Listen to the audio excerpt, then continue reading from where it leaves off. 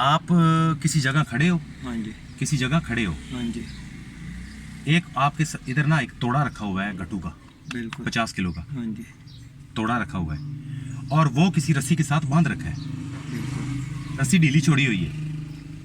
मैं आपको कहता हूँ ना कि बैठो और तोड़ा भी आपके कंधे पे हो, आप बैठ जाओगे।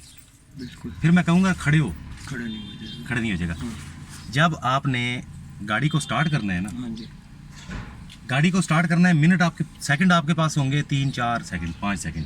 ठीक, क्लच प्रेस करो, क्लच प्रेस करो, न्यूट्रल कर लो।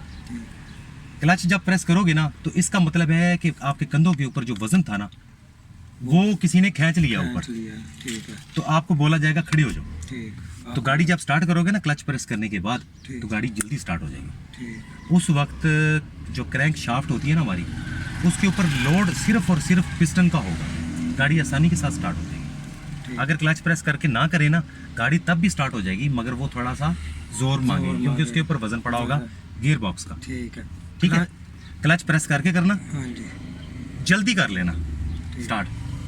ठीक है, क्लच को ज़्यादा देर प्रेस नहीं रखना, जो ही गाड़ी स्टार्ट हो जाती है हम मूव कर जाते हैं। बात समझ लगी है कि क्लच प्रेस करने का मकसद क्या था? हाँ जी, जल्दी स्टार्ट होगी। हाँ, तो स्पेशली सर्दियों के दिनों में ना, सर्दियों के दिनों में तो हाँ जी, क्लच के बगैर स्टार्ट करो तो बंदा स्टार्ट ही करता रहता है, ठीक। क्लच प्रेस करके स्टार्ट करो, गाड़ी फौरन स्टार्ट होती है।